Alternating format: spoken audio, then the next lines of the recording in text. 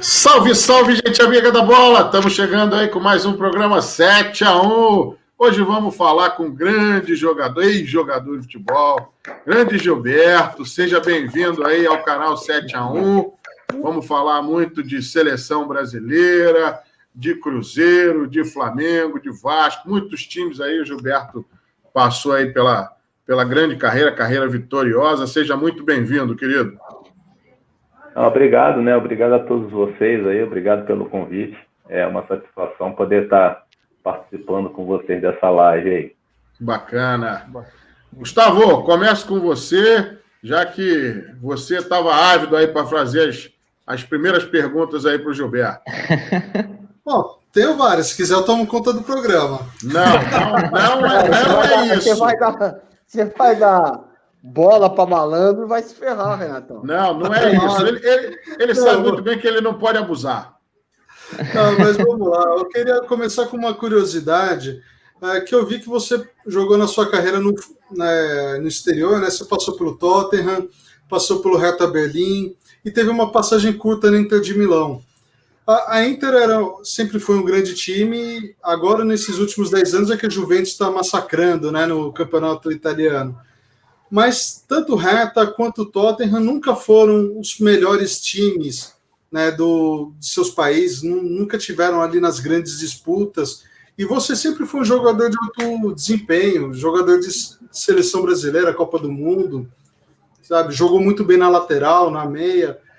Quando você foi para a Europa, em todas essas vezes, qual que era a sua expectativa? Você imaginava que de repente faria um bom campeonato e poderia dar um salto, sei lá, para um clube de maior expressão, para disputar títulos de verdade, tentar ganhar uma Champions?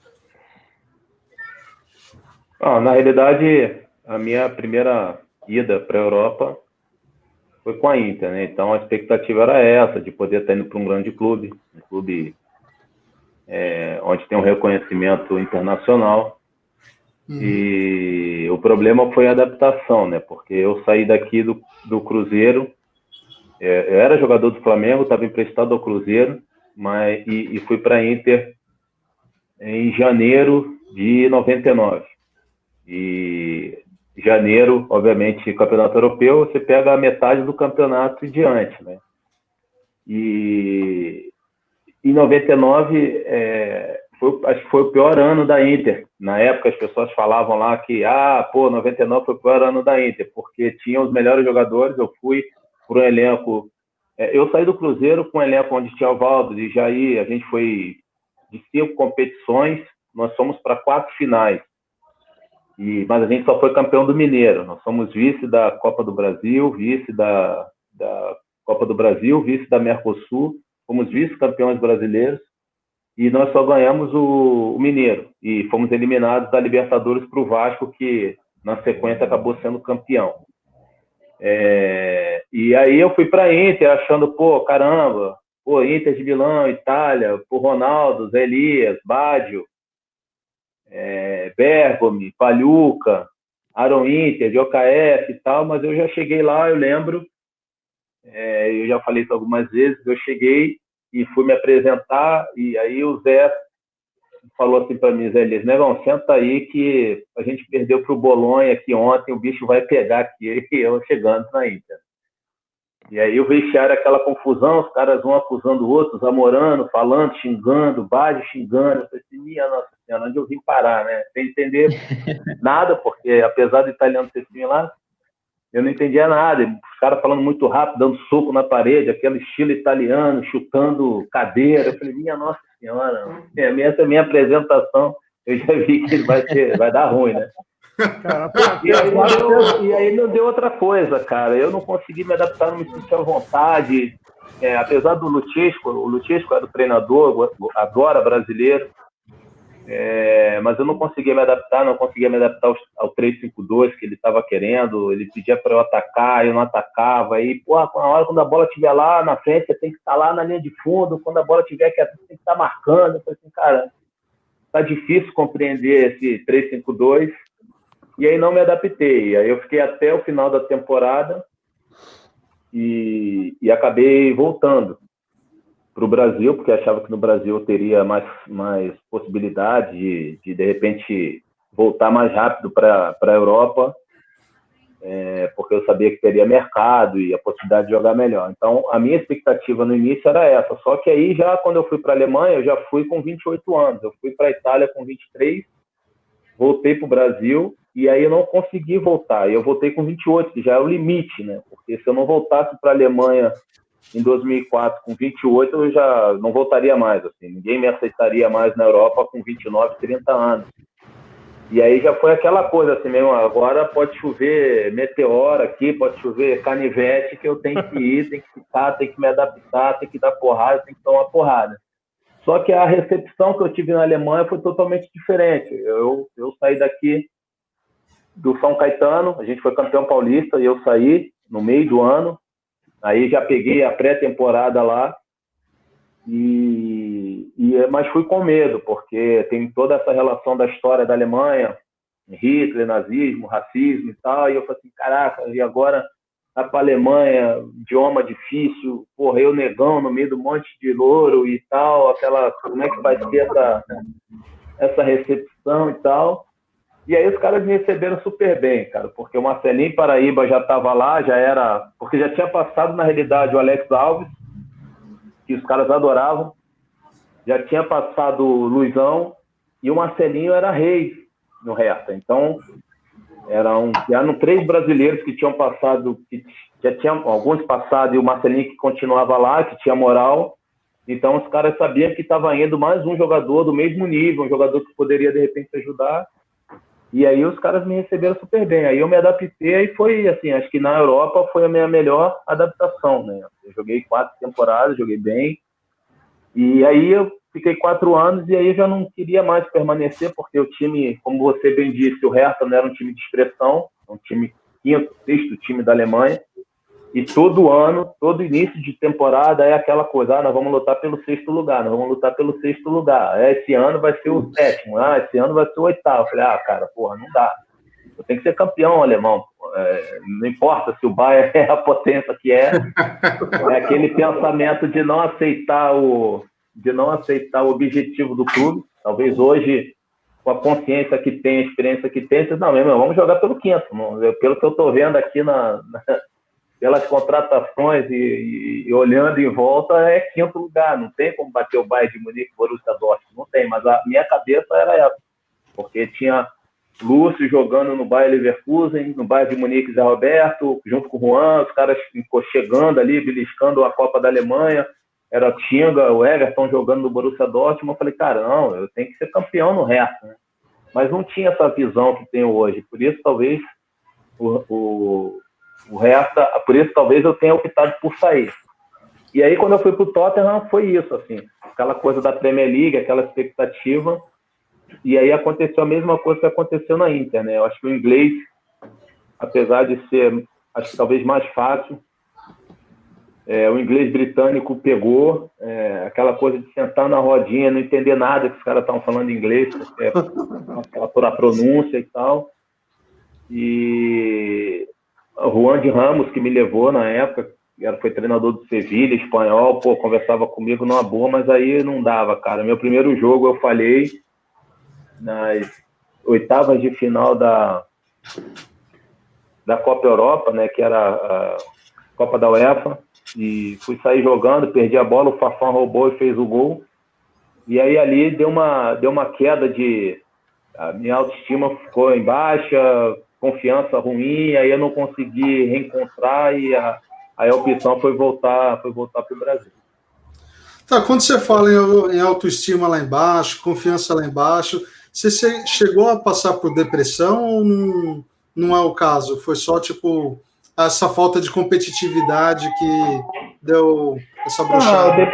Depressão, cara, eu vou dizer que eu acho que passei na Alemanha, mas aí já era uma outra situação, porque eu estava me separando, aí foi uma questão pessoal, e estava sozinho na Alemanha, e aí aquela coisa do frio, né? De você chegar, às vezes jogava, eu ia para campo, jogava bem, quando voltava, não tinha ninguém em casa. E aí aquilo ali no inverno, quando tá o solzinho na rua, é uma belezinha. Que você sai, dá uma voltinha no centro de Berlim e tal, tira uma ondinha, é legal. É complicado demais. E aí eu acho que eu senti, cara, mas eu mesmo percebi, porque eu toda vez eu ia no mesmo restaurante pedir o mesmo prato. Era um restaurante perto da minha casa, e eu sempre pedia lá o tal do poio com ananás, que era o tal de um arroz, um abacaxizinho lá, um molhinho, com um negócio do peito de frango lá.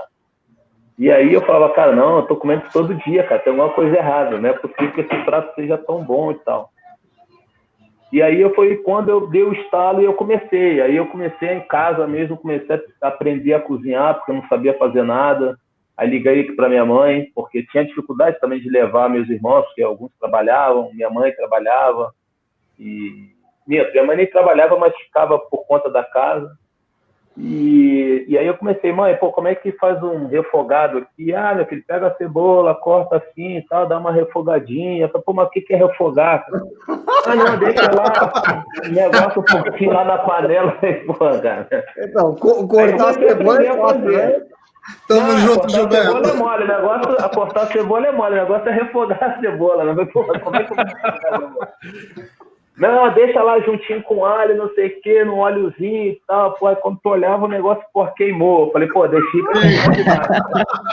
Refogou demais, né? Refoguei demais. Aí, pô, o negócio grudava na panela e tirava e tal. Aí eu comecei a fazia o arroz e tal. Aquela coisa de, pô, ficar esperando o arroz ficar pronto. Aí na hora o arroz, pô, tu ia comer aquele arroz unidos, venceremos. Eu falei assim, meu irmão, agora eu tenho que comer esse troço.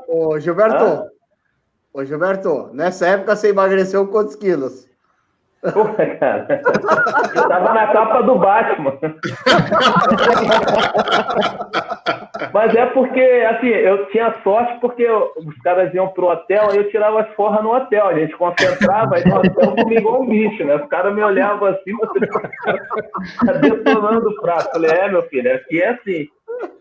Uma semana toda pra chegar no sábado aqui na concentração, tá triturando o prato. Mas aí eu acho que eu saí por isso, assim, porque aí te dá aquela revigorada de você querer aprender, de você querer fazer mais pratos diferentes e tal, né? E aí eu acho que eu saí. Mas na Inglaterra acho que não foi nem o caso da depressão, foi porque realmente fisicamente eu não estava bem.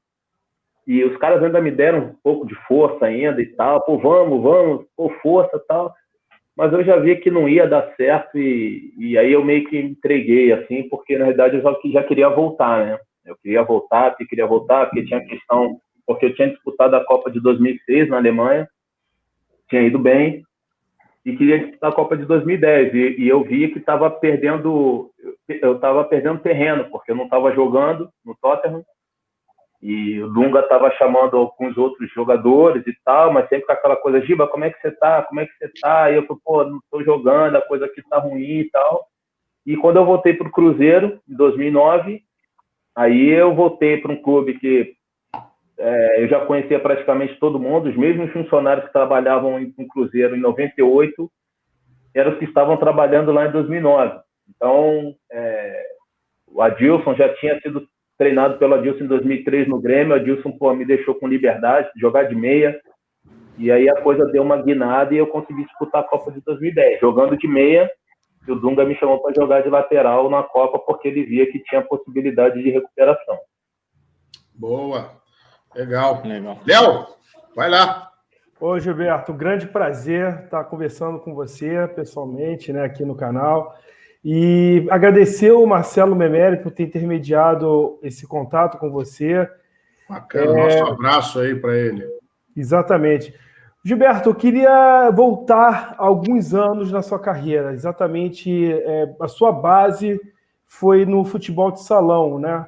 E eu queria que você contasse um pouco dessa transição, né? Do salão, você chegou a ser campeão pelo Barra de Piraí, depois foi puxado para o campo pelo América, né? Como é que foi esse momento e qual a importância dessa base do salão para a sua carreira ao longo da sua carreira como um todo? Então, Léo, eu peguei um período do futsal que não, obviamente não é período de hoje, né? Que acho que o salário ele é até maior, hoje no futsal, mas com menos, talvez menos clubes, menos equipes para que o atleta possa ter a possibilidade de conquistar algo, principalmente aqui no Rio. Mas quando eu joguei futsal, eu tinha aquela esperança de ou eu jogava futsal e ia para uma grande equipe como uma Enxuta, uma Perdigão, que existia na época, ou eu ia jogar campo e ia tentar sorte num clube grande, né? E foi assim, eu praticamente joguei minha vida inteira futsal e futebol de campo juntos, né? Então eu comecei cedo. Na verdade, eu fui fazer teste no Vila Isabel, porque eu jogava num timezinho, um senhorzinho que tinha um timezinho lá perto de casa, no Confiança, ali onde hoje é a quadra do Salgueiro, né, que virou a Vila Olímpica do Salgueiro. E aí um treinador que era do Vila Isabel foi lá olhar, me viu, gostou, eu e um amigo meu.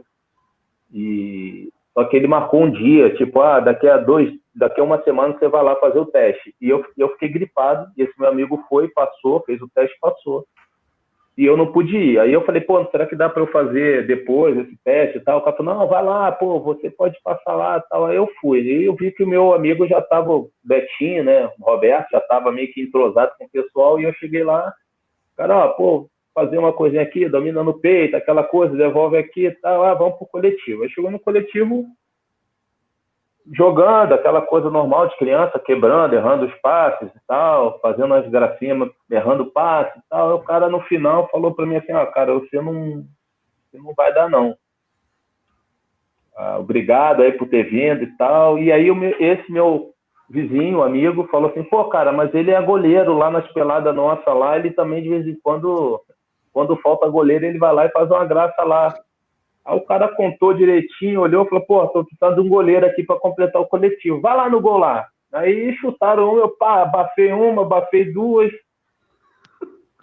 E o cara falou, pô, você é melhor no gol que na linha, cara. Fica aí no gol aí que, porra, falei, porra, beleza, passei no teste, né? Eu fui fazer um teste de ala esquerda e parei no gol. Falei, porra, passei no teste, era o que eu precisava, né? É muita loucura isso, porque assim, é difícil, né, poder acreditar num negócio desse, né? Isso há muito tempo atrás, hoje é difícil, né? Mas eu fui fazer um teste de ala esquerda e parei no gol. O cara falou, não, cara, você é muito bom no gol, fica aí no gol, tal. E aí começou o treinamento pro início da competição. E aí o Tadeu, na época, era o treinador, e começou, primeiro lance lá, primeiro jogo contra o Fluminense, 5-1 Fluminense, né? Primeiro chute a gol, tomei de um frango. E aí aquela coisa, quem me salvou foi o seu Djalma, que era o roupeiro, que ele falou que passava um pano molhado na bola. Eu limpei a bola com sebo, é por isso que ele não conseguiu segurar e tal, aquela coisa toda. Me deu uma moralzinha. Aí 5-1 acabou o jogo, também 2 frangos e tal. Aí fui tomando só pedrada, só tomando gol. Aí o cara saiu, o Tadeu saiu e entrou o Célio na mudança do primeiro turno para o segundo turno. E aí o Célio Jardim entrou e falou assim, meu irmão, o que você está fazendo no gol? Eu conheço o irmão Neném, eu conheço o Nélio, eu conheço o fulano, eu conheço o teu outro irmão, sai do gol, vai pra linha. Eu falei, tá bom, tá mandando, eu vou pra linha. Aí eu comecei a fazer uns golzinhos, dar passe, mas a gente sempre tomando né, futsal tinha essa coisa, 15-4. Aí falei, pô, fiz 2 gols.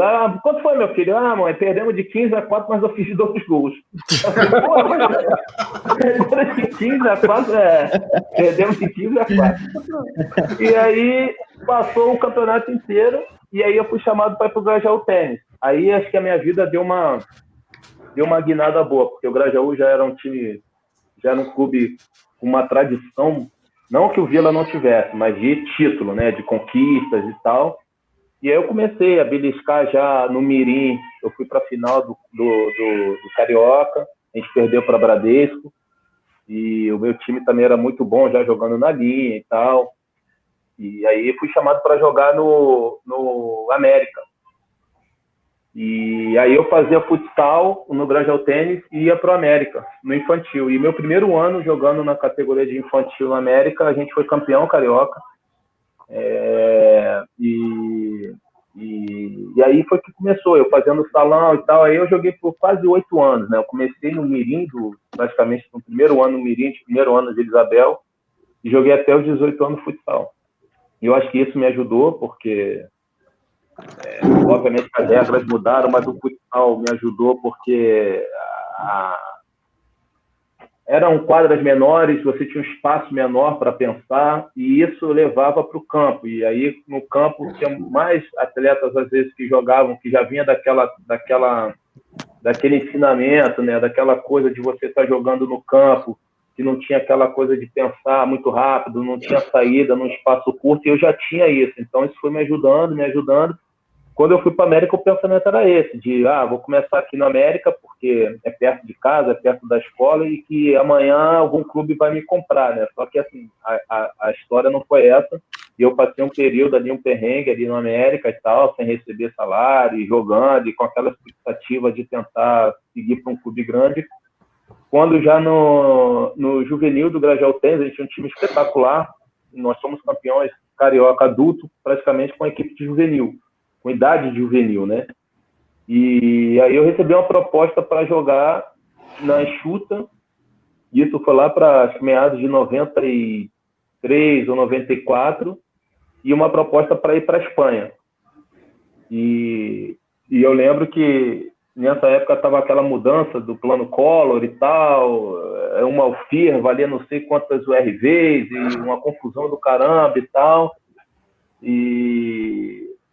E aí a Enxuta acabou, porque acho que por conta do plano Collor, a Enxuta acho que enxugou o futsal, ela não acabou com a categoria, com o esporte. E aí só me restou ir para a Espanha. Eu lembro que acho que o dólar estava 1 por 1 na época, e eu fui ganhando $1.500 para ir para a Espanha, para Múrcia. E não praticamente para o El Pozo, que na época era o melhor time da Espanha, mas para um time de um pueblo que era do lado, ou seja, era Alcantarilla, Papeles Beltrán, Alcantarilla, que era um pueblo que era uma rua e, sei lá, a avenida de 2 quilômetros acabava a rua, acabava a cidade, não tinha mais nada, era uma pizzaria do lado que a gente ia e tal. E aí eu sofria, né? Porque eu fui achando que, caraca, vou disputar a liga, futebol sala e caramba e tal. E aí eu sofri pra caramba, porque meu time era ruim pra caramba. Era eu, Cupim, e Cupim que jogava muito, e Paquito, que era um outro, que hoje é até treinador, acho que do Vietnã, de futsal. Mas o resto era os caras bebiam a noite toda na sexta-feira e no sábado iam pro ginásio jogar. Tu olhava o cara assim e falava, não tem condição, cara. Mas eu com 18 anos nem reparava nisso, né? Porque tu não presta atenção nisso, né? Porque se eu fosse mais velho, eu falava, treinador, não dá pra botar o cara tá, bêbado, como é que a gente vai ganhar esse cara? E enquanto isso, os outros caras tudo tora, voando, treinamento com personal, e o meu time, os caras bebiam na sexta-feira para jogar no sábado, né? Então, morto. Mas e aí eu joguei 8 meses lá, tava adorando jogar a Liga Espanhola de Futsal, mas não era o que eu queria, porque meu irmão Nélio já estava jogando no Flamengo, 92, já tinha sido campeão brasileiro, e eu vi de perto aquela coisa toda, aquele glamour todo, né, do cara ser campeão brasileiro e tal, aquela experiência de ir no Maracanã, nego gritando o nome dele e tal. Eu falei, não, cara, peraí, eu tenho que passar, eu tenho que ter essa experiência também, não dá, eu tenho que ir e tal.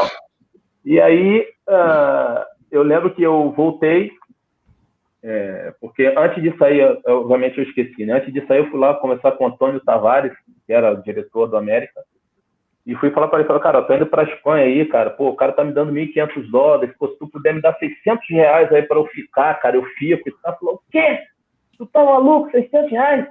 R$600 ganhando o melhor jogador, cara, tu quer ganhar R$600, tu tá maluco? Eu falei, cara, então vamos embora, vou ganhar $1.500 lá na Espanha, vou ficar aqui, esperando aqui eu me pagar e tal. E aí, quando eu voltei, ainda fui lá falar com o Antônio Tavares. Eu falei, cara, eu tô voltando aí, qual é a possibilidade de eu estar ganhando aí, no mínimo uns R$500? Ele falou, você tá maluco, cara, aqui tu não vai ganhar nada se tu não voltar ganhando o que a gente tá pagando aqui. Eu falei, cara, então eu vou tentar sorte.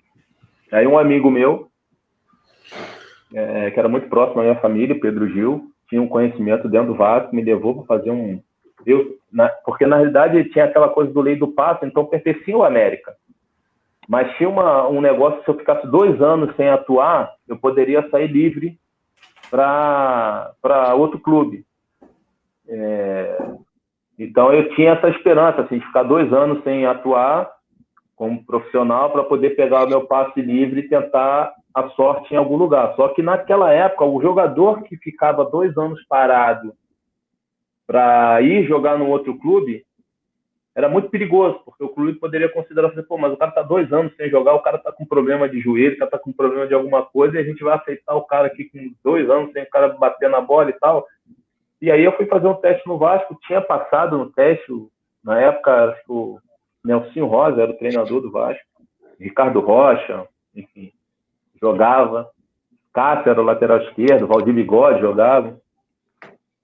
E aí o Eurico foi lá consultar o América para saber qual era o valor, e nessa mudança de o RV para o Fio, a América jogou meu passe tipo 50 milhões, né? Aí o Eurico falou, meu filho, esse valor eu não vou pagar não.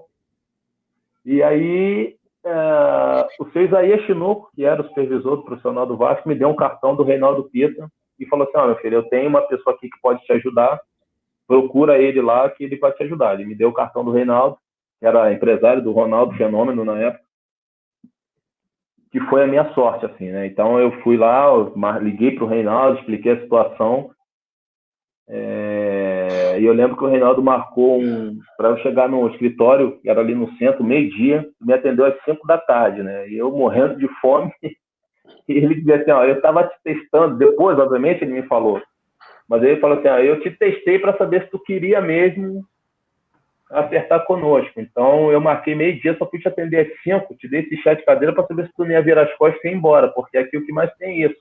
É nego querendo realizar o sonho, mas não quer ter a paciência de esperar, né? Então, aí ele falou, meu filho, eu já estava atrás de você um tempão, eu vi que você tinha sumido, e a gente, pô, cadê aquele garoto, aquele lateral esquerdo da América que estava aqui e tal, e ele não sabia que eu tinha ido para a Espanha. E ele falou, vou fazer o seguinte com você, você continua jogando seu futsal e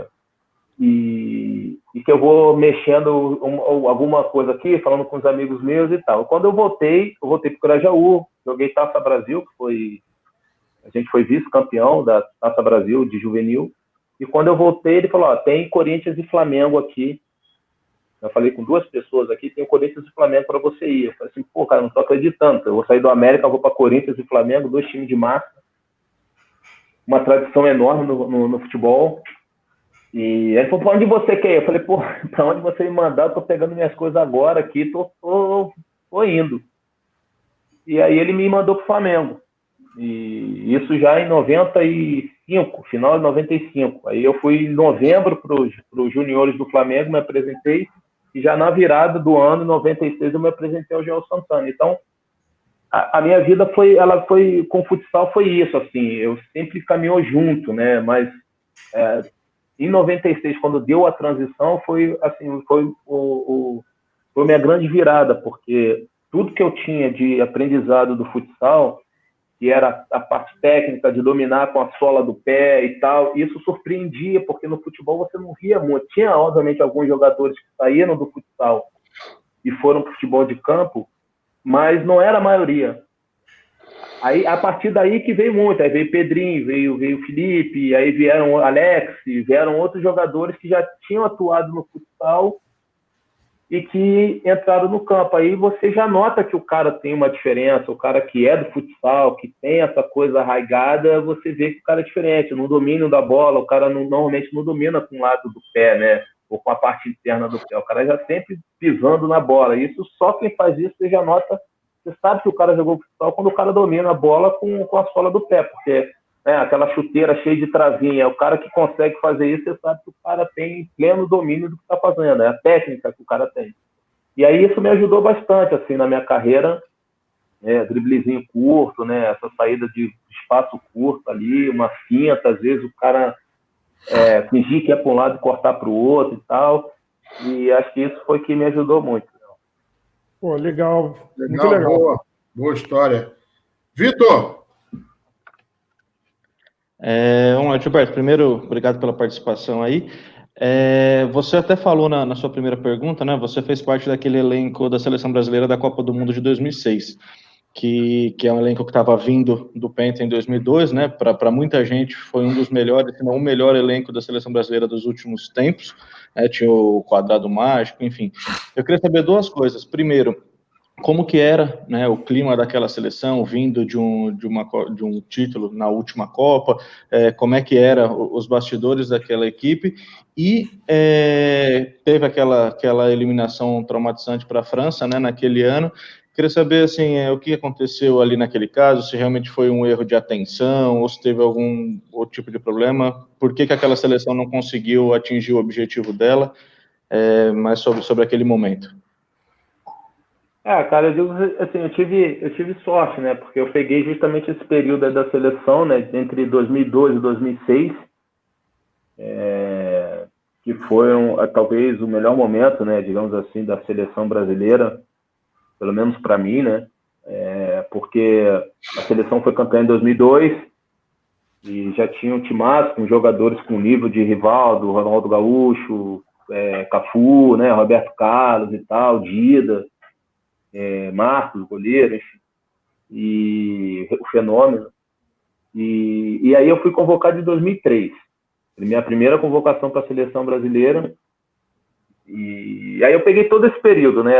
Porque aí a seleção foi campeão do mundo em 2002 e só teria a Copa de 2006 depois para saber se o Brasil ia manter a hegemonia ou iria cair, né? Então ficou esse período de 2002 a 2006 vivendo do título de 2002, né? Então tudo onde a seleção ia era tudo mil maravilhas e tal.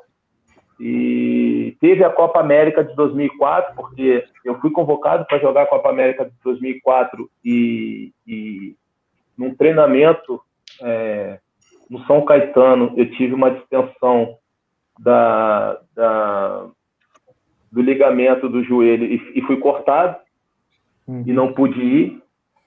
E a seleção foi campeã também da Copa América de 2004 e teve a Copa das Confederações de 2005. Aí sim o Parreira me chamou e a gente também conquistou, ou seja, porque 2004 foi campeão em cima da Argentina, da maneira que foi, com o gol do Adriano ali e tal, aquela coisa toda, praticamente no último minuto.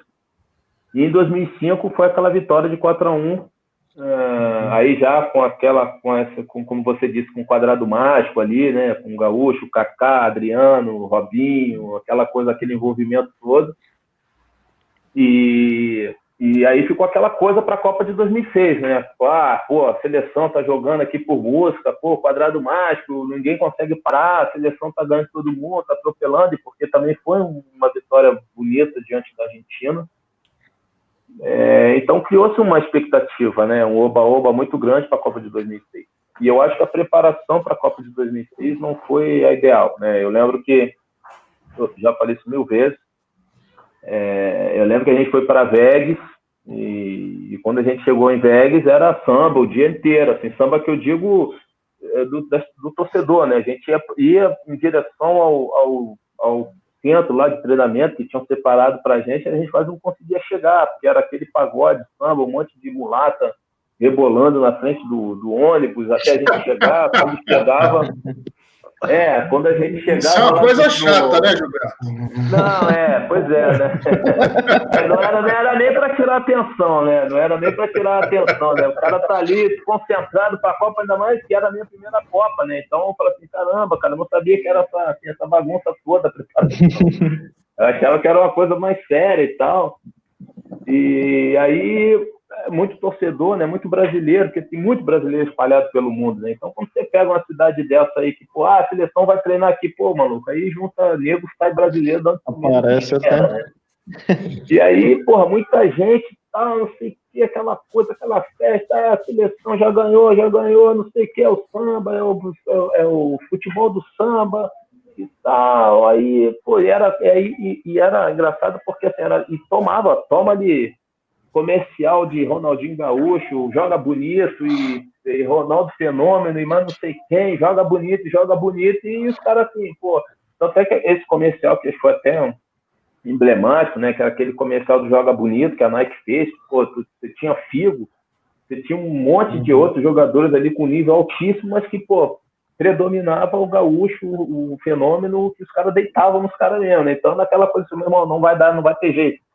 É como se a Nike tá, então não vai ter jeito. Assim, 2006 é a seleção brasileira que vai conquistar. E eu acho que isso tomou um pouco conta da situação. E eu lembro que a gente foi treinar em Vegas, eram 15 mil pessoas no estádio e a gente jogando um jogo treino contra o juvenil do Fluminense, para disputar uma Copa do Mundo.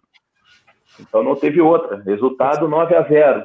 Aí você pensa, 9-0 no juvenil é uma coisa. Você vai pegar a Gana, já não é a mesma coisa. Você vai pegar uma Croácia, já não é a mesma coisa. Então, eu acho que...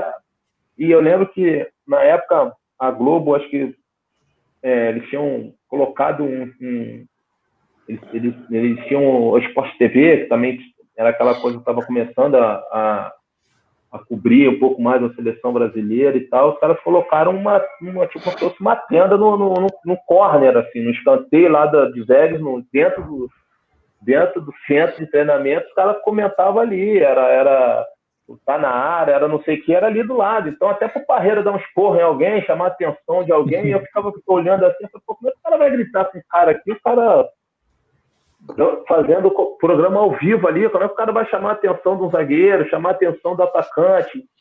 Até pro treinador, assim, às vezes o cara pensa, mas o Parreira tinha liberdade, Gilberto, para fazer isso. Pô, mas é difícil, porque era tudo muito ao vivo. Daqui a pouco o cara sobe no esporro. Tem coisa que é só de vocês, né? Exatamente, porque às vezes o cara fala um pouco mais forte, fala, o Parreira deu esporro ali no fulano, aí vira aquela coisa... Já gera polêmica de graça. Normal. Né? Já gera polêmica de graça, né? Sim. Exatamente. Ou seja, a CBF permitiu esse ambiente aí que certamente atrapalhou, né? Exatamente, entendeu? E aí eu achei que ficou uma coisa assim... Exatamente, eu acho que ficou uma coisa meio largada, assim, sabe? Uma coisa que, na realidade, era para a gente estar concentrado, porque, como eu já tinha sido campeão em 2002, eu achava que o pessoal estava mais naquela coisa de curtir a competição, porque, por exemplo, eu fui a primeira em 2006, então eu praticamente não curtia, não via nada em volta do que acontecia na Copa. Eu só via ali a abertura e falei, meu irmão, depois de amanhã já começa a batalha, então tem que atropelar os caras e tal, e era na Alemanha, pô, eu tava jogando no Hertha, eu falei, não, cara, tem que ser campeão aqui, tem que ser campeão, que vai dar moral, tal.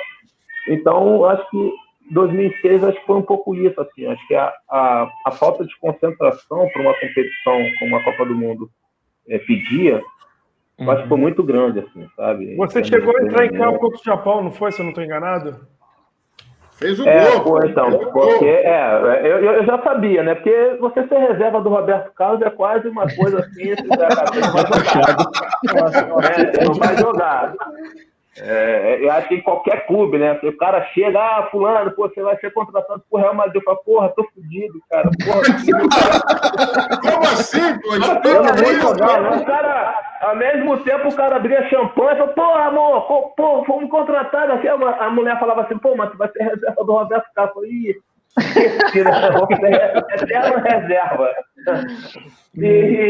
Mas aí, assim, eu sabia que não ia jogar.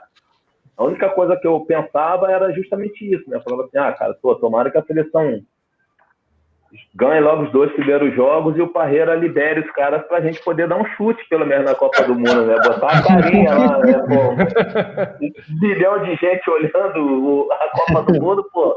Vamos ver se o Parreira... Porque tem treinador também que não gosta de mexer, né? Vai com os caras até o cara esgotar o cara, né? Mas aí eu falei assim, não... Tomara que a seleção ganhe os 2 primeiros jogos e o Parreira tire os caras e coloque a gente para jogar. Tanto é que a seleção ganhou a Croácia, ganhou a Austrália, e aí ele poupou o Cafu e o Roberto Carlos. E, assim, ele não poupou muita gente, não. Ele poupou o Cafu, o Roberto Carlos e, se não me engano, o Emerson. Não, o Emerson já tinha sido cortado, eu acho, que machucou o braço, eu acho. Não, isso foi em 2002, né? Eu não sei quem ele poupou. Ele poupou alguém que do meio de campo e botou um outro jogador para jogar. Não me lembro. Ele poupou 3 jogadores só. Eu sei que ele me botou o Cicinho e botou mais um. E aí eu falei assim, cara, pô, agora é a minha chance, né? E o Parreira tinha uma coisa que, quando ele fazia a preleção, ele só chamava os 11 que iam jogar Ele chamava os 11 e, pô, vai ser assim, assim, assado e tal. Ele vai chamando, pô, hoje vai jogar fulano, Beltrano, vem você, vem você, vem você. Gilberto, vem aqui que você... Pô, eu falei, caramba, velho, não tô acreditando que eu vou jogar um joguinho da Copa do Mundo. Aí começa aquela coisa, né? O coração começa a acelerar, perna dá uma tremida, começa a suar, o cara fica rindo, chora ao mesmo tempo. Passa um filme, né? Porque eu penso assim, falei, pô, Copa do Mundo. Se eu fizer um gol, porra, legal pra caceta, né? Porra, Brasil todo vendo. Agora, se eu der mole, não vai ouvir, né? 8-8. Se eu der um errinho aqui, falei, meu irmão, se chegar no Brasil, o nego me mata, né? E aí eu... Peraí que essa princesa aqui tá querendo participar também, né? Tá na hora de dormir, né? Mais uma pro time. E aí, cara, quando ele chamou assim, eu falei, pô, agora vambora, né? Agora, pô, Deus quiser vai dar tudo certo. Só que a gente já começou tomando 1-0 do Japão. E o jogo era em Dortmund, né? E eu já tinha feito bons jogos ali naquele campo ali contra o Borussia. E estava confiante total, né? Aí o Juninho, o Ronaldo fez o gol, o Juninho virou. E aí eu fiz o 3-1, aí, cara, deu aquele alívio, né? Aquela sossegada, porque até os 2-1, aquela coisa do Japão poderia empatar e tal, mas quando eu fiz o terceiro, aí deu uma sossegada. E aí, pô, fiquei super contente.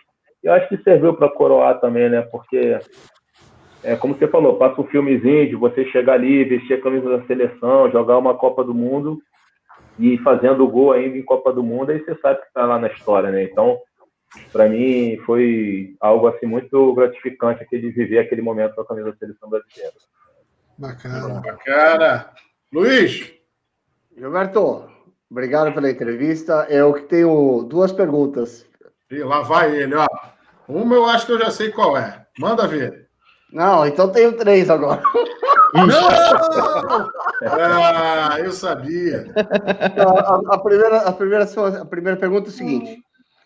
Você jogou com muita gente boa de bola. Você jogou numa época que só tinha craque. Quem foi o cara que você jogou ao lado, ou jogou contra, que foi o melhor jogador que você viu jogar? Segunda pergunta Tá. A segunda pergunta é: você jogou com muita gente que era brincalhona, sacana, que aprontava demais com os companheiros de equipe. Quem é esse cara e qual uma delas que ele aprontou com você? E a terceira pergunta é: o nome do programa é 7-1. Quais foram os seus 7-1 positivos e seus 7-1 negativos? Quer dizer, algo bom que aconteceu na sua carreira, que você fala assim, pô, foi a melhor coisa que aconteceu na minha carreira, e a pior coisa que aconteceu na sua carreira. Cara, assim, é difícil falar, né? Mas eu joguei com muita gente boa, realmente. Joguei com muita gente fenomenal, assim, muita gente espetacular, jogadores de alto nível. Mas eu sempre falo que o Baixinho, para mim, foi o cara que não tinha muito tempo ruim com o Baixinho, assim, né? O Baixinho, às vezes, jogo 90 minutos, o Baixinho pegava 2 vezes na bola, fazia 2 gols, acabava 2-0, e aí você não tinha o que reclamar, né? Porque eu conto essa história porque eu lembro, assim, bem vivo na minha memória, porque eu chegava eu já tinha jogado com o Romário no Flamengo, e depois a gente foi jogar o Mundial e tudo, Vasco, com a camisa do Vasco, Mundial aqui no Maracanã, e eu lembro que a preparação era essa, né? Então o Bebeto, que era preparador físico, a gente dava tiros de 300 em São Januário, né? Tiros de 300 metros. Então ele pegava o gramado ali de São Januário, ele saía de uma bandeirinha de córner e dava o tiro, a gente saia correndo igual um maluco lá, pique, dava a volta atrás do gol e parava na outra bandeirinha. E isso o Bebeto fazia com a gente. O Bebeto já devia ter acho que uns 50 anos já, né? E ele era engraçado, porque ele falava, esse monte desses moleques que não querem correr, eu vou correr com vocês. Ele dava um pique, andava do outro lado e apitava pra gente voltar pela mesma, aí dava uns 10 tiros de 300 metros, né? E aí o pessoal ficava assim, pô, mas cadê o Baixo? Cadê o Baixo? O Baixo não vai fazer a preparação física, pô, cadê o Baixo? O Baixo nada de chegar, né?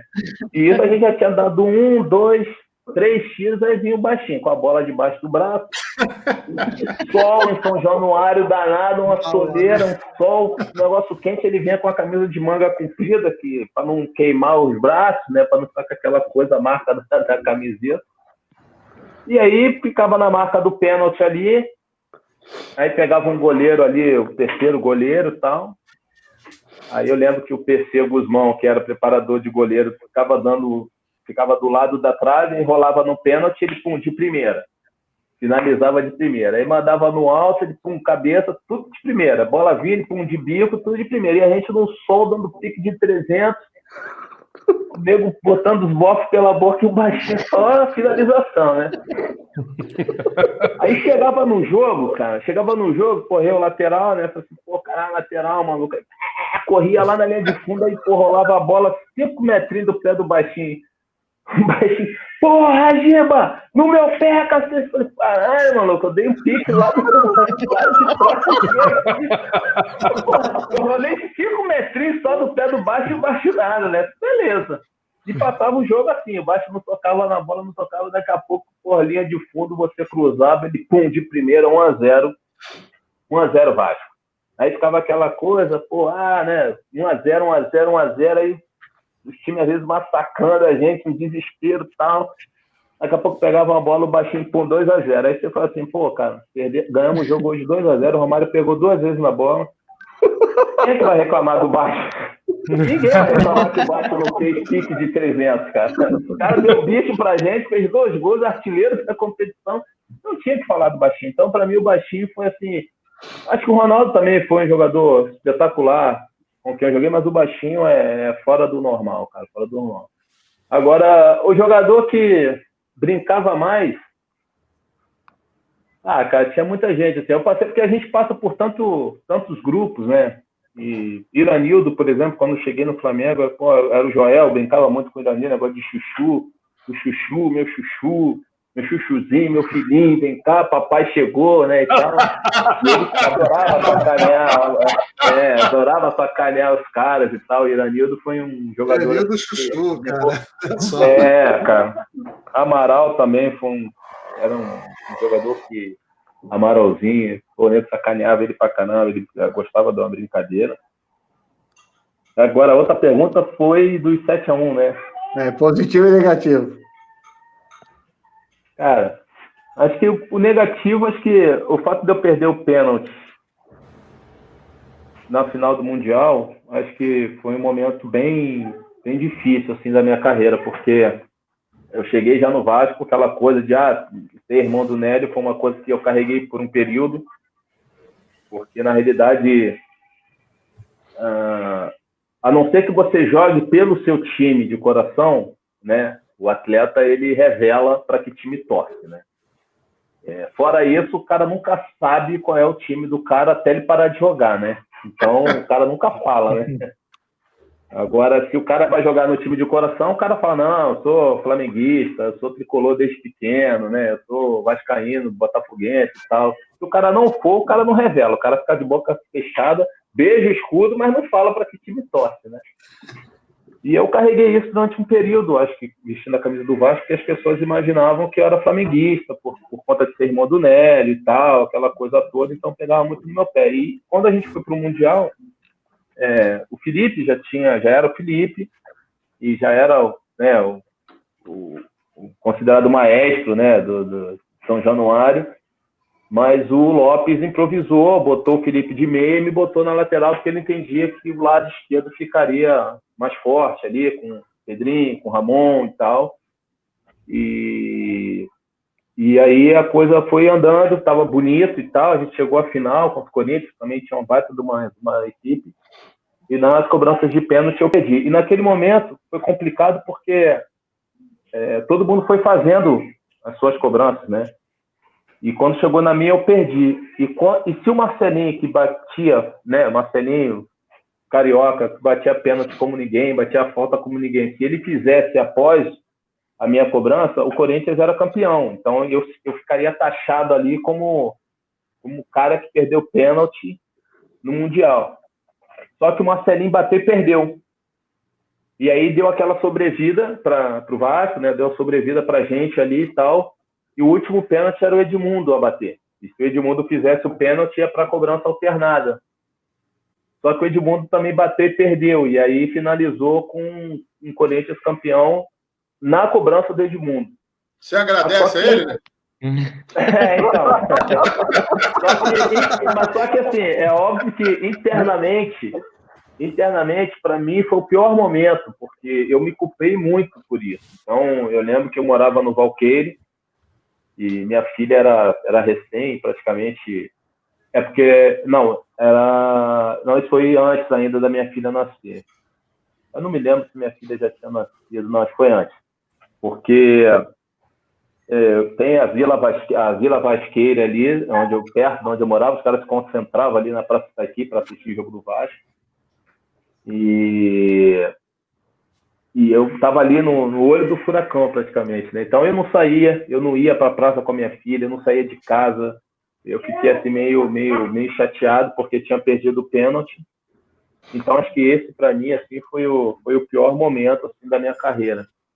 E agora o lado bom dos 7-1, cara, acho que foi tudo que eu vivi dentro da minha carreira, né? Porque foram momentos legais assim, ao lado de pessoas excepcionais, e que a gente já riu muito, já chorou muito, mas eu hoje olho para trás e vejo que a minha carreira foi uma carreira assim vitoriosa, sabe? Foi uma carreira brilhante, né? Desde o início, como eu te expliquei, fui fazer um teste para jogar de ala, virei goleiro, depois passei para a linha, fui para a Espanha, joguei na melhor liga de futsal do mundo, que até então era a Liga Espanhola.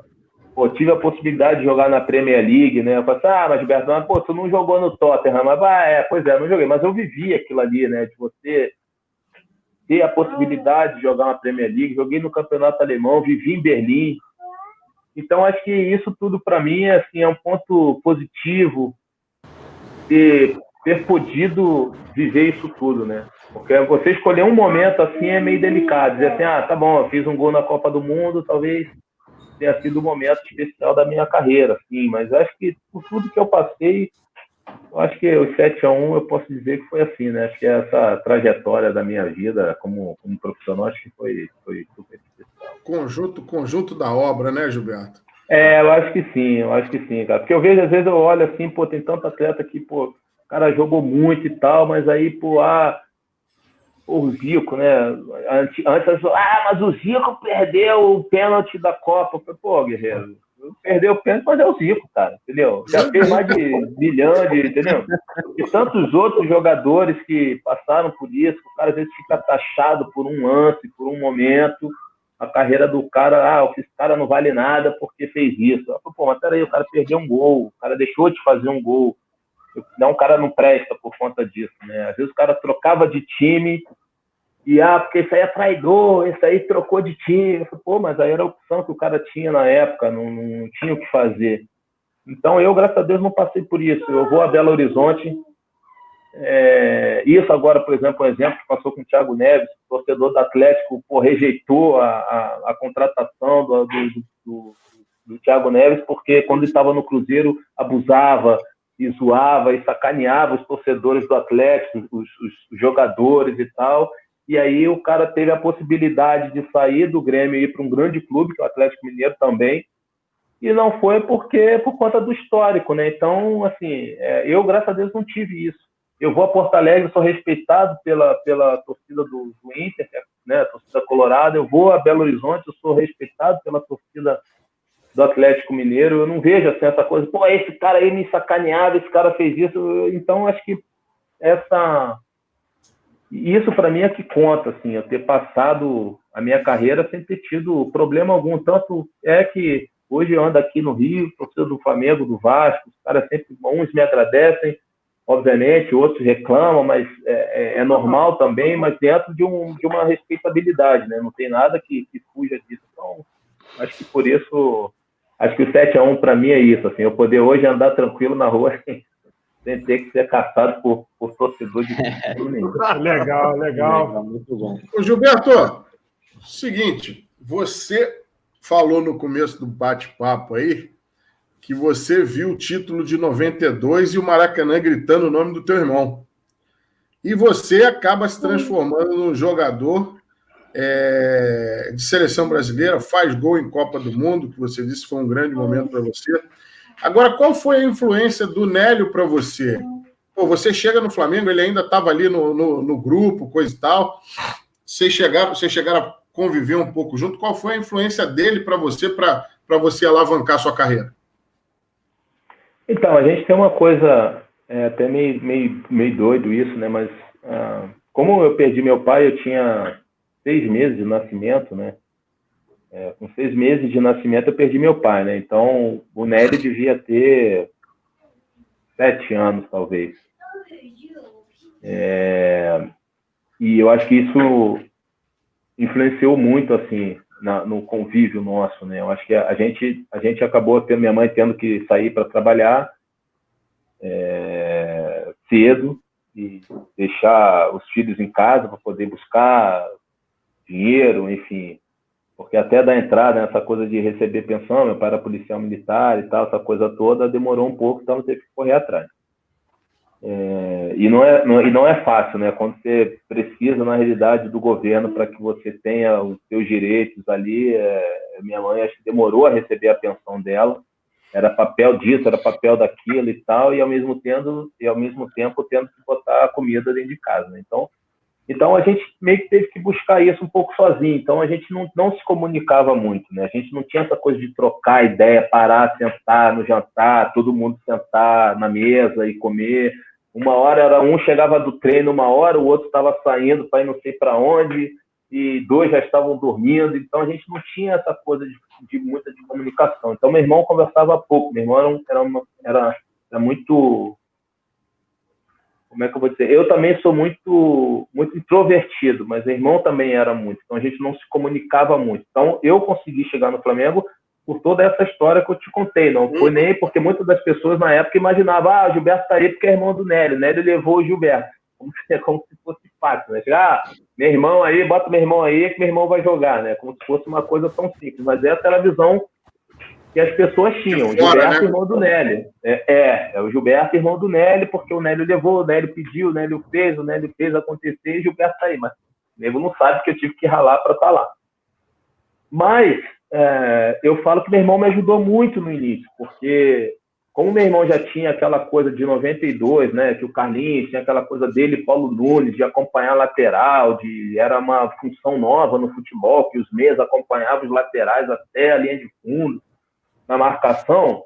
Quando eu comecei de titular no Flamengo, porque eu era o terceiro reserva, era o Lira, tinha o Lira e tinha o Alexandre Silva, mas o Lira já vinha de uma perseguição da torcida, porque o Flamengo tinha sido eliminado em 95 contra o Independente, que era a Copa dos Campeões, se não me engano, que aí virou Supercopa dos Campeões. Supercopa, que virou a Mercosul, isso, que aí foi eliminado no Maracanã em 95, em 96 na virada o Lira, a torcida queria matar o Lira e tal, aquela coisa toda, e eu fiquei ali como terceiro reserva na minha e tal. Quando eu tive a oportunidade, eu quando eu jogava, eu tinha plena consciência que eu tinha o meu irmão para me cobrir. Então eu atacava muito, porque eu sabia, cara, eu vou atacar, você fica na minha. Aí ele falou, irmão, pode ir, vai que eu vou ficar na sua. E aí eu ia, com certeza que, meu irmão estava me cobrindo, né? Então é mais fácil quando você tem um irmão fazendo essa função, porque você sabe que tem a confiança. O duro é você ter um volante, você vai lá, Gilberto, aí você vai, quando você olha, o cara não tá lá, você tem a avenida toda para você voltar já no bagaço, né? Então, e eu acho que nisso ele me ajudou muito, assim, porque aí eu comecei a aparecer mais, comecei a dar alguns passes, a fazer gols, assim e tal. E eu acho que isso, nesse sentido, no início da minha carreira, o meu irmão ajudou muito. Diferente do que as pessoas imaginam, assim, que, ele foi porque o Nélio estava ali, o Nélio que ia ensinando tudo a ele, e ele passou a ser titular por isso. Gilberto, tem uma coisa que ficou martelando aqui na cabeça, logo no começo da entrevista, que você comentou que o Dunga ligava para você, e aí, cara, você tá bem, você tá jogando? Não tô, cara, não tô bem, não tô jogando, não sei o quê. Porra, o cara não assistia seus jogos, ele convocava, tipo, por confiança e não por performance. Como que é isso? Porque eu tenho a impressão que outros treinadores já fizeram. Não é bem assim, né? Porque na seleção brasileira, normalmente, ele tem os olheiros, né? Então, por exemplo, ele bota um cara lá na Espanha, que vai acompanhar Real Madrid, Barcelona, Sevilha e tal, e o cara, onde tem jogadores com a possibilidade, obviamente, de convocação também, né? Então, enfim, você pegar o campeonato, sei lá, holandês, aí você fala assim, tem um brasileiro lá que o cara tá arrebentando, como foi o caso, por exemplo, do Afonso, né? Que o Afonso fez gol, assim, ia bater recorde do Romário, por exemplo, e do Fenômeno, por exemplo. Só que aí é aquele negócio, né? Como o Afonso não era o Ronaldo Fenômeno, o jogo já era diferente, as pessoas meio que torciam o nariz. Mas o Afonso fez muito gol, por exemplo, no campeonato holandês. Então, o cara que está lá acompanhando, o cara fala, tem um jogador aqui brasileiro, assim, assado, o cara está jogando no time X e o cara está fazendo gol aqui direto. Vamos convocar, vamos chamar para ver como é que o cara funciona. Só que eu já tinha jogado, por exemplo, eu já tinha jogado a Copa das Confederações, já vinha sendo... Eu joguei a Copa América de 2007, nós somos campeões, junto com o Dunga, a Copa América de 2007 na Venezuela. Então, é óbvio que você cria uma relação com o treinador. Então, ele falava, Giba, como é que estão as coisas aí? Tu não está jogando porque o treinador não te quer ou porque realmente, fisicamente, tu está mal? Como é que é? Brigou com o treinador? Pô, o que está acontecendo aí? O time é ruim? Você não está jogando? E eram essas perguntas que fazia, mas é óbvio que quem estava lá estava olhando. Falou, Gilberto aqui não está jogando, cara. Gilberto... Porque até para ele não me convocar e cair nessa coisa de falar assim, o cara convocou um jogador que não está nem jogando, um jogador que está no banco, sabe? Mas tem, obviamente, a confiança. É o que eu falo, por exemplo, o Ronaldo, Fenômeno, o Romário, Davi, se não estivesse jogando em lugar nenhum, ia ser chamado porque tem a confiança do treinador. O cara, chega aqui, faz um treino aqui, que eu tenho a confiança que você vai voltar a jogar. Só que no meu caso não, né? Eu era o simples Gilberto, estava ali e não gozava dessa abertura toda para que, se eu não estivesse jogando 2 joguinhos, ser chamado para a seleção brasileira, meu filho, é complicado. Ele já atropela com o outro, tem um de 17 aqui que está jogando, hein? Tem um aqui que, eu tô aqui com o de 17 aqui que tá voando, tá jogando. Então, a gente tinha que se manter sempre bem fisicamente para ser chamado. Mas sempre tinha essa ligação para o Gila. Vi que você jogou aí final de semana, como é que você tá e tal. Eu falei, Dunga, joguei aqui, mas é porque o Gareth Bale não tá jogando, o Benoit Secotô também não tá jogando, e aí o cara me botou aqui na fogueira, joguei mal pra caramba. Eu falei, tá bom, então não vou te chamar agora. Fica, dá uma segurada aí. Eu vou chamar o outro ali. É melhor, cara. E se eu for convocado aqui, eu vou acabar com o teu trabalho. Então, tem esse tipo de relação que eu acho que, na realidade, eu nunca falei, assim, diretamente com o Dunga, sabe? Mas sempre tinha o Jorginho, eu conversava muito com o Jorginho na época, porque o Jorginho era auxiliar do Dunga, o Jorginho hoje treinador do Curitiba, então, e tinha uma relação próxima, porque o Jorginho também começou na América e tal.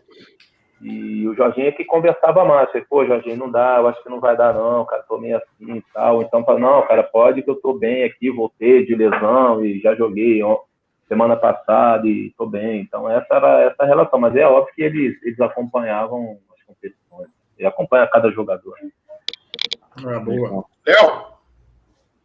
Bom, eu queria fazer essa minha última pergunta, que eu costumo fazer, o que o futebol transformou no ser humano Gilberto, né? O que você, digamos assim, quais foram os aprendizados que você internalizou ao longo da sua carreira, né? O Gilberto começou lá no salão, de repente começou ali como goleiro, tentando ser ala, e o Gilberto que passou por 2 Copas do Mundo, se tornou um nome super forte no mercado futebol e hoje está aqui conversando conosco. Cara, eu acho que é o que eu sempre... Já me fizeram essa pergunta muito tempo atrás, meu. E eu digo que o futsal me deu essa condição. Eu sempre falo isso. Você conhece bem o Marcelo, você sabe disso. Eu fui treinado pelo irmão do Marcelo, pelo Marco Memeri, e o Marcelo foi meu preparador físico. E E hoje eu estou convidando, já convidei Marcelo para ser padrinho da minha filha, né, mais nova, né? Então, assim, o futsal, ele te dá essa condição, porque o futsal, você tem um grupo ali de 15 pessoas e que você convive com aquelas 15 pessoas durante um período muito grande, porque na minha época, por exemplo, você tinha o primeiro ano, segundo, terceiro ano de mirim, e aí daqui a pouco você está no infantil, e você conviver praticamente com os mesmos jogadores durante muito tempo. Então ele te dá essa visão de família. Então eu, por exemplo, quando fui para o Grajaú, eu era sozinho. Eu lembro que minha mãe, quando me levou para jogar no Grajaú, pela primeira vez, minha mãe botou, eu subia a Silva Teles, onde eu morava ali, e no final da Silva Teles tem a Barão de Mesquita e tem o Sesc, né, no final na Barão de Mesquita. E eu pegava o ônibus ali. E eu lembro como se fosse hoje, minha mãe falou para mim assim, ó, eu vou te ensinar o caminho uma vez só. Você presta atenção no caminho que eu não vou te trazer mais. Porque ela tinha outras coisas para fazer, então eu já sabia que eu não ia poder contar com minha mãe, assim, eu ia ter que me virar. Só que, na visão de um moleque de 11 anos, o Grajaú é como se fosse em Minas, né? Ali da Silva Teles até o Grajaú dava 5 minutos de ônibus, 10 minutos, mas para mim era uma eternidade. Eu falei, caraca, eu tenho que marcar que é ponto para não me perder, porque sendo que o ônibus saltava praticamente, era um ponto antes do ponto final. O Grajaú Tênis era um pontinho antes do ponto final, então era uma coisa muito fácil. Mas na minha cabeça, eu só tinha aqueles caras que se eu me perder, minha mãe não vai estar do meu lado. Se eu me perder, minha mãe não vai estar do meu lado. Eu tenho que gravar. Eu ia no ônibus olhando para tudo que é pela janela, olhando os pontos e tal, para não perder. Pontos de referência que era para eu não me perder. E aí a minha vida inteira foi isso, assim. Eu ia muito sozinho pro Grajaú. Os jogos, enquanto os pais dos outros meninos tinham ali o pai, a mãe assistindo a irmã, levava o tio, o avô. Porra, eu olhava em volta, Marrequinho, pô, Marrequinho tava sempre sozinho, né? Porque minha mãe não podia sair todo domingo. E aí as pessoas vinham e falavam, pô, Marrequinho, você tá precisando de alguma coisa? Marrequinho, você, pô, lembrava que os moleques deixavam, a gente ganhava um cartãozinho de lanche, que era um queijo quente e um refrigerante. Amigo, isso foi meu jantar, meu almoço durante muito tempo, porque eu falei, tu vai querer? Teu pai, tu vai querer? Eu falei, não, Marrequinho, não quero não, meu pai tá aí, meu pai vai pagar um almoço pra mim ali, pum, aí me dava o cartãozinho do lanche, que cada um tinha um direito no dia do jogo, porque dia de treino não tinha nada disso não, mas era dia de jogo. E aí eu pegava, ficava com uns 3, 4 negocinhos daquele ali e ia trocando durante o dia. E eu falava, me dá aí um refrigerante, cheio de marra, né? 11 anos, me dá aí um refrigerante. Porque o dia a dia não tinha aquilo ali. E o futsal te dá essa condição de você conhecer o avô, de você conhecer o pai, de você conhecer a irmã, de você conhecer o primo, do teu colega. O futebol de campo, ele não te dá essa condição. Porque é uma coisa muito profissional ali. Mal e mal você conhece a esposa do teu companheiro, você conhece ali a filha, porque às vezes o cara leva a filha ou o filho num dia de treino para tal, e é uma competitividade muito maior, porque o futsal tinha um rodízio maior. Então todo mundo praticamente jogava no futsal, então não tinha aquele que ficava de bico.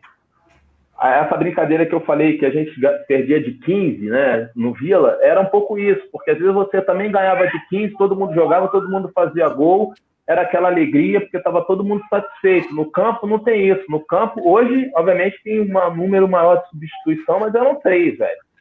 Aí tu pensa, tu olhava no banco, tem 8, 9 caras para entrar, o cara tem 3 substituições, o cara fazia as 3, os outros 7...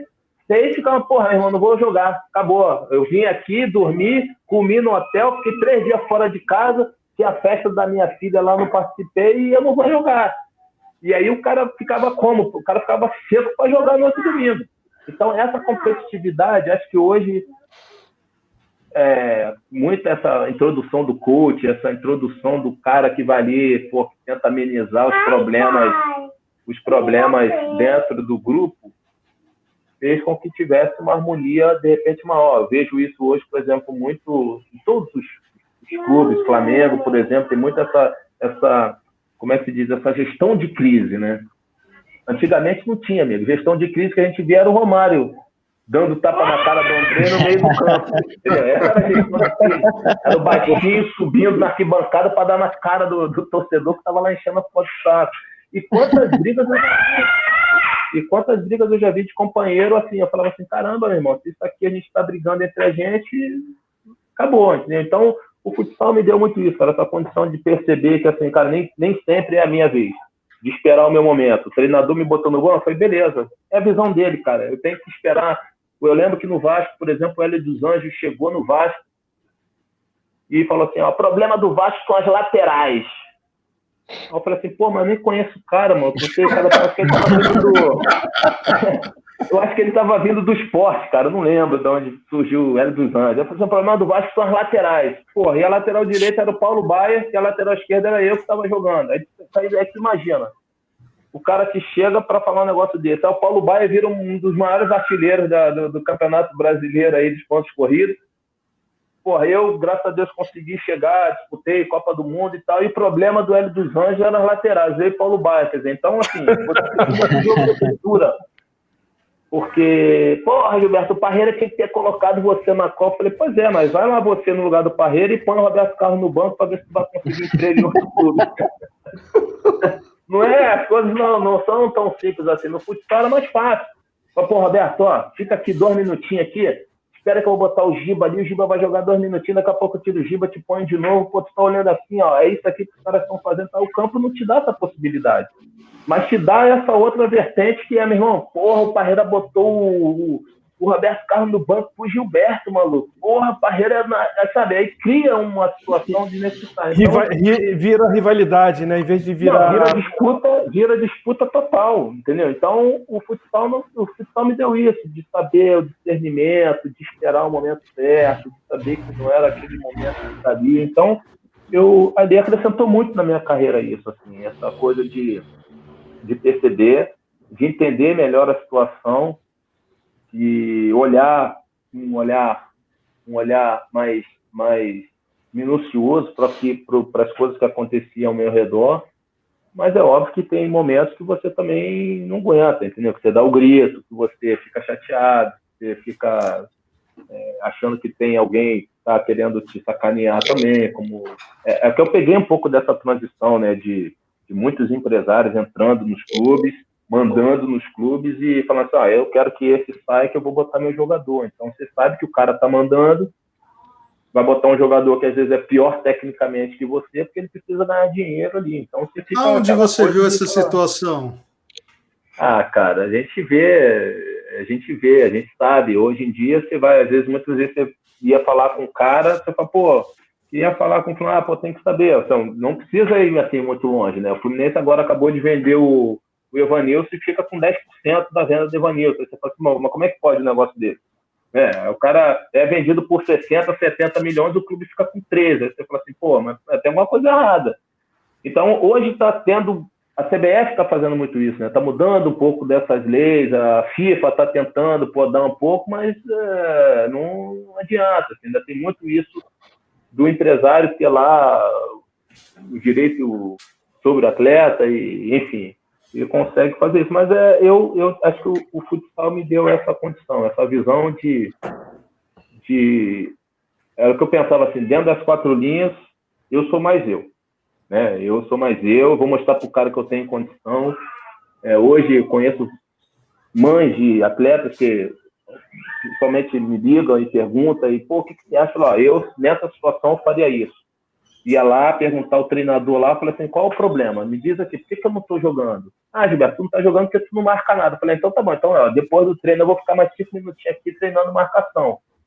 Aí o cara, ficava olhando, falou, pô, caramba lá, Gilberto tá treinando lá, o Gilberto tá marcando melhor. Daqui a pouco o cara, na ideia do cara, falou assim, não, acho que eu vou botar o Gilberto, eu vi ele treinando lá, já vi ele tá melhor. Aí começava, aí o time ganhava, aí já o cara pô, não, o Gilberto foi bem, pô, não tava me sentindo um pouco inseguro com o Gilberto, porque ele não tava marcando, agora ele já tá marcando. Qual é o meu problema? Tu não tá atacando. Aí eu falei, então tá bom, então vou ficar 5 minutinhos depois do treino aqui, só atacando aqui igual um louco aqui. Aí o cara olhava aqui, olha lá, agora ele tá atacando. Aí eu falei, não, vou botar ele. Aí fazia a jogadinha, saia um gol, falei, porra, era isso que eu queria, cara, é isso que eu tava precisando de você e tal. Aí as coisas funcionavam, assim, mas eu acho que é isso, assim, o futsal pra mim, eu se eu pudesse eu jogava até hoje. A realidade é essa. Se eu pudesse, tá tendo aí agora, os caras me mandaram aí por WhatsApp aí, acho que vai ter um torneio aí, a federação tá arrumando aí um quarentão aí na federação do Rio de Futsal. Vou ver se eu me empolgo aí para ver se eu consigo voltar a jogar, mas eu acho bem complicado. Chão duro, Ô, Gilberto, se voltar, lembra da gente aí, avisa a gente aqui no canal que a gente vai acompanhar aí esse torneio aí, porque deve ter muita gente boa, hein? Não, sim, então, se realmente acontecer isso aí, o cara me mandou, eu fiquei empolgado, falei assim, porra, aí acho que já tem uns 7 clubes aí, parece que já estão registrados aí e tal, o cara queria, falei, pô, tu joga? Eu falei, cara, vou pensar, mas eu não dei resposta não. Mas bem que gostaria, porque eu amo muito futsal, eu vi muita gente boa jogar e que infelizmente não tiveram a visibilidade que hoje o futsal tem. Caso do Padu, caso do Cupim, caso de Carlos Alberto, Raul, o time da Bradesco, como o Ruga, o Vander Iacovino já pegou um pouco, né? Serginho, goleiro, Genésio jogou demais. Eu vi muita gente boa jogar no futsal e que Padu, né, que não tiveram a visibilidade que tem hoje. Então, o próprio Manuel Tobias, um cara que jogou muito, mas já pegou o finalzinho da carreira dele, ele ainda pegou um pouco da televisão, né? Mas não teve a visibilidade. As pessoas viram hoje muito Falcão jogar, mas não viram o Manuel Tobias jogar. Então, é um futsal totalmente diferente, as regras eram diferentes, você não podia fazer gol dentro da área. E aí era só os melhores, eu digo que só os melhores mesmo, só os bravos, assim, que conseguiram jogar ali, você não podendo fazer gol dentro da área no futsal, né? Que é uma coisa de maluco. Mas acho que o futsal me deu essa condição, assim, eu fico feliz também por isso. Boa. Vitor? Cara, eu não sei se essa minha pergunta se encaixaria na resposta que você já deu para a pergunta do Fernando, né, sobre o 7-1 positivo ou negativo, mas assim, você passou por muito clube grande no Brasil, na Europa, seleção brasileira. Eu queria saber, assim, tem algum ano na sua carreira que você acha que foi assim, o mais inesquecível, aquele ano que você, independente se era um clube maior ou um clube menor, enfim, mas aquele ano que você achou que o seu rendimento ou as coisas que você conquistou naquele ano foram assim, o seu ápice na carreira? Cara, acho que 98 foi um ano que, como eu te falei, né, a gente tinha um grupo ali do Cruzeiro ali em 98 que a gente jogou 5 competições no ano, 5. E a gente jogou tudo que é competição que você imaginar. Jogamos o Campeonato Mineiro, nós jogamos o Brasileiro, jogamos a Mercosul, jogamos a Libertadores. Copa do Brasil. E a Copa do Brasil. Foram 5 competições. E a gente chegou em 4 finais. No mesmo grupo, 4 finais. Só que a gente perdeu para o Palmeiras a Mercosul e a Copa do Brasil, perdemos para o Corinthians o Brasileiro, fomos vice. O Mineiro a gente conseguiu ganhar do Atlético e a Libertadores nós fomos eliminados para o Vasco porque ainda tinha aquele confronto de brasileiros e o brasileiro seguia. E aí a gente jogou em São Januário, perdemos de 1-0 o gol do Luizão. E lá no Mineirão a gente empatou de 0-0 e o Vasco seguiu e o Vasco foi campeão da Libertadores. O Vasco já tinha um time também absurdo. Então acho que 98 para mim, porque eu saí do Flamengo, fui para Minas e também fui super bem recebido. E o Levi me ensinou muita coisa. Eu digo que o Levi eu tive vários treinadores que me ajudaram muito, mas o Levi foi o treinador que mais me ajudou. Eu aprendi mais coisas na posição com o Levi. E o time do Cruzeiro era um time que tinha Valdo, tinha Jair, tinha Fábio Júnior, Marcelo Ramos, Gida, Marcelo Jean, Gotardo, Peitinho, Giovani estava subindo. Então era um time muito bom. Alex Alves jogava, então era um time muito bom, um time que se dava bem, deu bem durante um período, durante esse ano, né, de 98, e as coisas encaixaram. Então acho que esse ano para mim foi um ano que, assim, eu guardo com uma lembrança muito boa, assim, sabe, de ter essas memórias, assim, dos momentos de concentração, de viagem, que o Cruzeiro viajava num totalzinho, né? Que é aquele bimotor, as hélicezinhas ali, pô, o nego ia, a gente saiu de Belo Horizonte para jogar lá na Ilha do Retiro, e o Marcelo, lembra que o Marcelo Ramos chorava, o bicho balançava, e pai, tinha... o Marcelo Ramos chorava? Vamos perguntar para ele, Marcelo Ramos chorava? Não, o Marcelo chorava. O Marcelo ficava com medo danado de avião, se segurava. Isso o Marcelo Ramos contou pra gente, ó. O João Carlos, zagueiro, caramba, se segurava, tu via, pô, o negão era um armário forte pra caramba, tu via o negão tava baixinho, chorando, com medo. Eu falei assim, meu irmão, vambora. Essa porra caiu, não tem pra onde correr, não, irmão. E os caras desesperados, os caras sacaneavam os caras e tal, mas... Eu não gosto de avião, eu não gosto de avião, detesto andar de avião. Não, pô, mas aí não tinha jeito. Aí, pô, meu irmão, tubo hélice.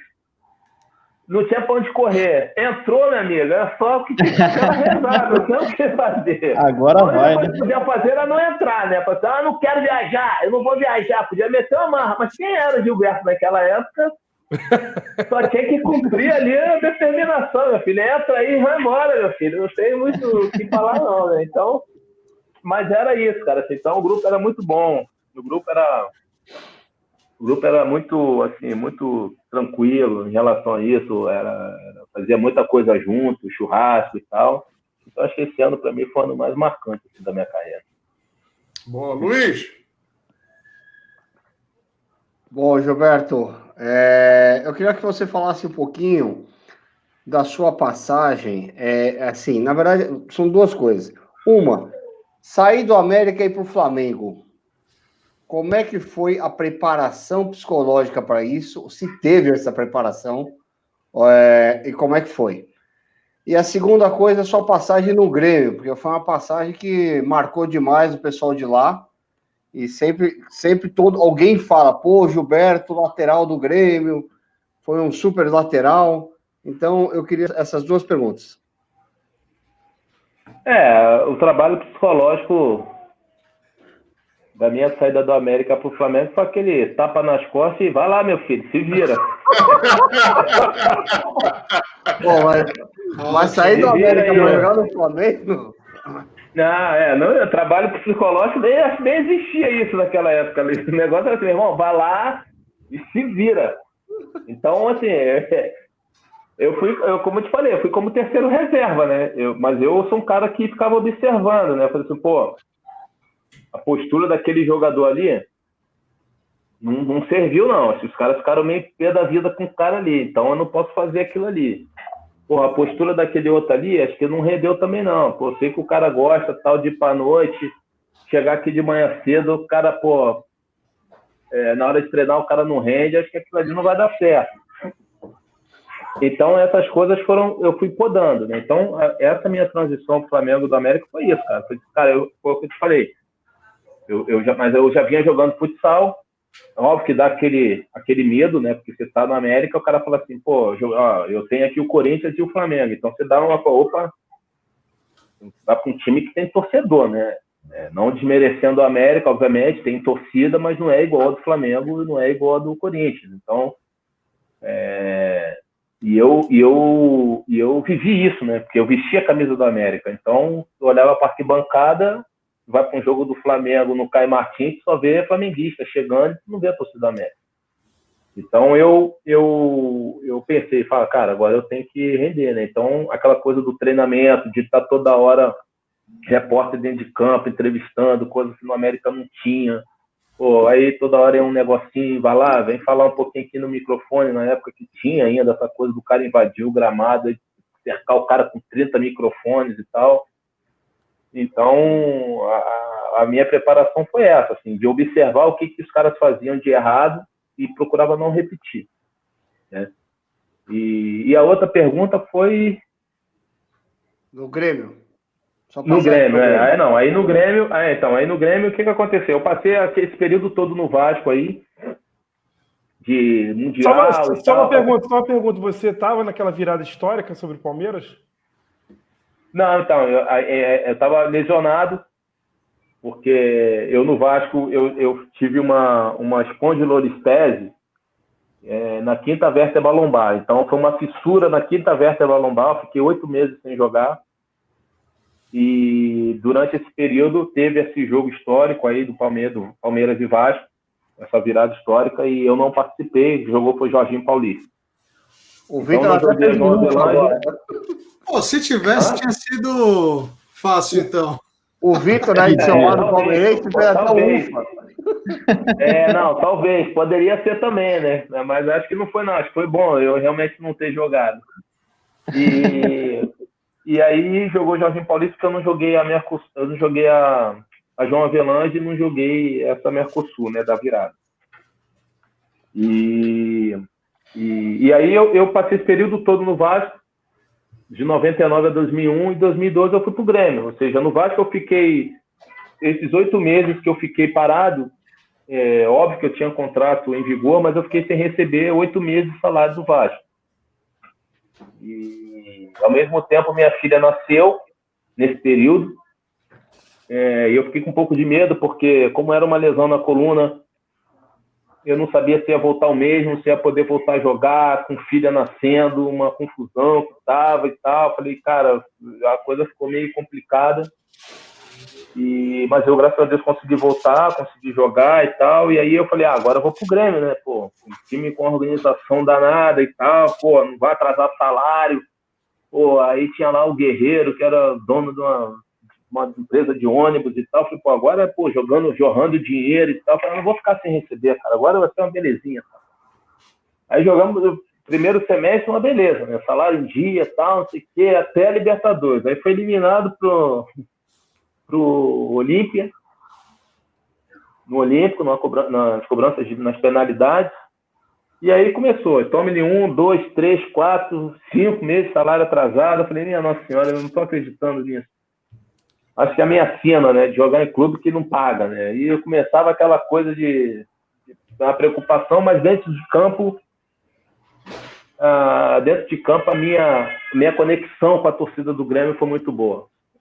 O Tite me ajudou, porque já estava jogando com 3-5-2, então era ala, eu me mandava, voltava, eu me infiltrava pelo meio, eu jogava de meia, jogava de ala, jogava de lateral, então as coisas, fisicamente eu estava bem, porque Paulo Paixão era o preparador físico, e depois eu vi saber que o Paulo Paixão desfilava no Salgueiro, tocando surdo, e tocava com meu pai, que meu pai dava esporro nele, ele me falava isso, me falou isso. Que legal. E eu não sabia, né? Para mim, até então era o Paulo Paixão, o Paulo Paixão, preparador físico aí da seleção e tal, aquela coisa toda do Filipão. E aí depois ele me falou, Giba, pô, teu pai, neném, me dava esporro pra caramba aqui, não sei o que, tal. E foi meu melhor momento físico, assim, eu acho. Eu podia jogar 3 partidas no dia, que eu não ia ficar cansado, porque eu estava muito bem preparado no Grêmio. E aí teve essa conexão. A minha falta de sorte é que eu não consegui conquistar um título vestindo a camisa do Grêmio, que foi eu sempre digo isso nas minhas entrevistas, e ficou assim essa falta, né, com a torcida do Grêmio, porque a conexão era muito boa. E até hoje, eu vou a Porto Alegre, às vezes eu encontro alguns gaúchos aqui no Rio, os caras me param na rua, pô, esse é o melhor lateral que eu já vi vestindo a camisa do Grêmio e tal, e os caras têm um reconhecimento muito grande. E é óbvio que isso para mim também é importante, porque acho que é mais um dado que tem da trajetória que eu tive vestindo as camisas desses clubes aí que vesti durante a minha carreira. Bacana. Antes da gente encerrar, Gilberto, você atuou no antigo Maracanã, que era aquele Maracanã gigantesco. O que foi, rapaz? Pô, setor especial? Cracaço do Maracanã, pô. Então, Gilberto, eu queria saber o seguinte: qual foi a tua melhor atuação no Maracanã? E uma curiosidade que todo mundo aqui no canal tem. Depois dessa grande atuação, teve uma festa bacana no setor 4? Meu Deus. Setor 4. Conhece o setor 4 do Maracanã, rapaz? Ufa. Eu vou ser sincero, não sei onde fica o setor 4 do Maracanã.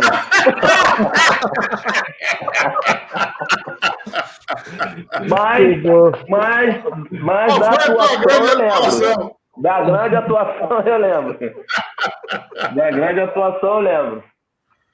Eu acho assim, no Maracanã, eu acho que foi em Grêmio e Flamengo, onde a gente, o Campeonato Brasileiro, acho que de 2002, se não me engano, a gente ganhou de 3-1 do Flamengo, a gente fez 1-0, se não me engano, com o Tinga. O Flamengo empatou e a gente acabou virando para 3-1. E eu acho que essa do Maracanã, assim, antigo, né? Obviamente, acho que essa foi a minha grande atuação, vestindo a camisa. Eu fiz um gol também no Júlio César, nesse jogo. Agora, do setor 4 aí, realmente é complicado, porque realmente eu não me lembro de ter participado de nenhuma festa pós-jogo no Maracanã. Não. Eu já saí ali na portinha do vestiário. Normalmente minha família já me esperava ali, já para pegar o carro e ir embora. Muito bem. Boa. Pessoal, estamos chegando ao final aqui do nosso bate-papo do programa 7-1 com o Gilberto, grande craque aí, ex-seleção, carreira internacional, Grêmio, Cruzeiro, Flamengo, Vasco. Gilberto, agradecendo aí a sua participação. Próximo técnico. Hã? Próximo técnico de São Paulo. Tá aí, batalha. Ó, já tá cornetando aí você no São Paulo, hein? Ué, Já tá querendo te pegar, mano. Não, tá maluco. Aí, ó. Jamais. jamais, meu Gilberto. Não, jamais. Pode botar aí. Não quero ser. Como o Levi falava, eu não quero ser um burro com sorte. Não quero. Muito bom. Não quero, tá louco. Um dia o cara é seleção, outro dia o cara é burro e não, tá maluco. Eu não quero isso pra mim de novo, não. Mas, Gilberto, conforme as coisas forem acontecendo aí, futsal, curso da CBF, vem bater mais um papo com a gente aí, conta as suas novidades, tá bom? Não, beleza. Obrigado, Renato. Valeu pela oportunidade. Obrigado, Léo aí, o Vitor, o Gustavo, o Luiz Fernando também. Obrigado. É sempre bom a gente poder contar um pouquinho da história, ainda mais sendo um papo descontraído, né? E agradecer, obviamente, ao Marcelo também, né? Que deu esse empurrão, essa possibilidade. E agradecer, porque eu tenho um respeito muito grande pelo Marcelo Memeri, e ele falou um pouco do canal de vocês aí, então a gente tem que sempre estar do lado de pessoas que a gente gosta, e a oportunidade foi muito legal, um papo muito bacana. E é isso, as coisas caminhando aí, a gente torna a falar novamente para que a gente consiga, de repente, ter um pouquinho mais de história para contar. E obrigado aí pela oportunidade. Valeu, grande abraço, Gilberto. Tudo de bom para você e a família aí, tá bom?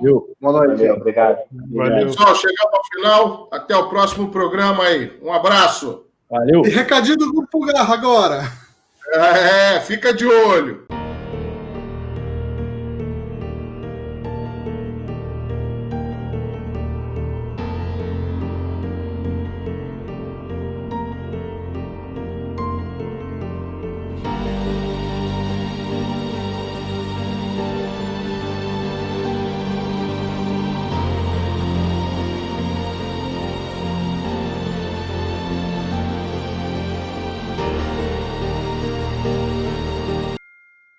Yeah, yeah, yeah, yeah, yeah, yeah, yeah, yeah, yeah.